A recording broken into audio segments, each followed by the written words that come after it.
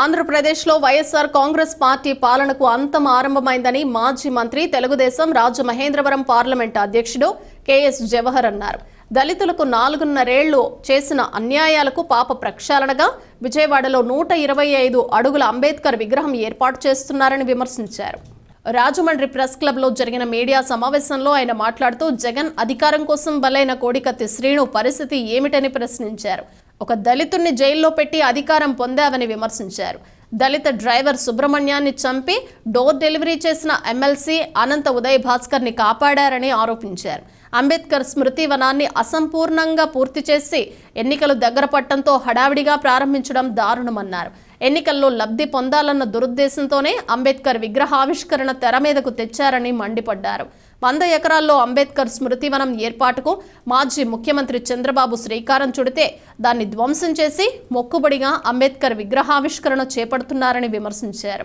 జగన్ రాజ్యాంగ నిర్మాత అంబేద్కర్ విగ్రహం ఆవిష్కరిస్తే ఆయన ఆత్మ క్షోభిస్తుందని ఎద్దేవా చేశారు. టీడీపీ గోపాలపురం నియోజకవర్గం ఇన్ఛార్జ్ మద్దిపాటి వెంకటరాజు మాట్లాడుతూ గత 4.5 ఏళ్లుగా జగన్ దళితులను దగా చేసి 26 పథకాలను పూర్తిగా నిర్వీర్యం చేసి ఇప్పుడేదో వారి అభ్యున్నతికి కృషి చేస్తున్నట్లు ప్రచారం చేసుకోవటం దారుణమన్నారు.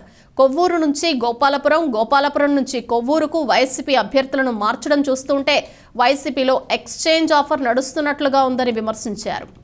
సంబంధించి జరిగినటువంటి అన్యాయం అంతా ఇంత కాదు. ఆ అన్యాయాన్ని పాప ప్రక్షాళన కోసం ఏదో అంబేద్కర్ విగ్రహాన్ని పెట్టి నేనేదో గొప్ప పని చేశాను, దళితులను ఉద్ధరిస్తాననే విధంగా జగన్మోహన్ రెడ్డి ఈరోజు పెద్ద ఎత్తున సభ పెట్టాలని ఆశపడతా ఉన్నటువంటి పరిస్థితి మనం చూస్తూ ఉన్నాం. ఏదైతే బెజవాడకు స్వరాజ్య మైదానంగా ఉన్న ప్రాంతంలో 126 అడుగుల ఎత్తుతో అది పూర్తిగా కూడా, ఎందుకంటే జగన్మోహన్ రెడ్డికి బాగా అలవాటు, ఏది ఆరంభిస్తాడు తప్ప పూర్తి చేయడం. ఈరోజు అక్కడ అసంపూర్తిగా ఉన్నటువంటి ఏదైతే అంబేద్కర్ గారి ప్రాంగణంలో ఈరోజు జగన్మోహన్ రెడ్డి మనం విశాఖపట్నంలో గుండు చేసినటువంటి కొండను చూసాం. అక్కడ కూడా గ్రీన్ మ్యాట్స్ వేసి హడావుడికి ఏదో చేద్దామని ప్రయత్నం చేసినటువంటి పరిస్థితి. అదే పరిస్థితి విజయవాడలో కూడా స్వరాజ్ మైదాన్ వేదికగా అసంపూర్తిగా ఉన్నటువంటి ప్రాంతాన్ని అంతా గ్రీన్ మ్యాట్లతో కప్పి అక్కడ మసిబూసి మారేడుకాయ చేయాలని ప్రయత్నం చేస్తున్నాం, తీవ్రంగా ఖండిస్తూ ఉన్నాం. ఈ సందర్భంగా జగన్మోహన్ రెడ్డిని ఒకటే చెప్తా ఉన్నాం, నీ అధికారం కోసం బలి కాబడినటువంటి కోడికత్తి శ్రీను పరిస్థితి ఏంటి? 5 సంవత్సరాల నుంచి జైల్లో మగ్గుతూ, ఎందుకంటే హత్యా నేరం మీద ఉన్న అతని వ్యక్తి కూడా కన్విక్షన్ పడకుండా, అతని జడ్జిమెంట్ రాకుండా అన్ని రోజులు ఉన్నటువంటి సందర్భం ఈ దేశ చరిత్రలో ఎక్కడా లేదు.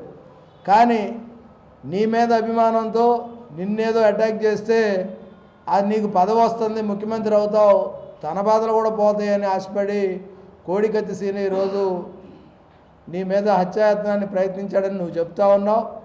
అది ఒక కుట్రపూరితంగా ఉద్దేశపూర్వకంగా ఒక దళితుడి మీద పెట్టి 5 సంవత్సరాల నుంచి నిర్బంధించి కోడికత్తి శ్రీను వచ్చిన తర్వాత నువ్వు ఏదైతే అంబేద్కర్ విగ్రహాన్ని ఓపెన్ చేయాలి. అదేవిధంగా నువ్వు రద్దు చేసిన 27 పథకాలను తిరిగి పునరుద్ధరించి అప్పుడు రద్దు చేయాలి. అదేవిధంగా నువ్వు ఏదైతే బెస్ట్ అవైలబుల్ స్కూల్స్ని కోర్టు చెప్పకముందు పునరుద్ధరించుంటే మేము సంతోషపడేవాళ్ళం.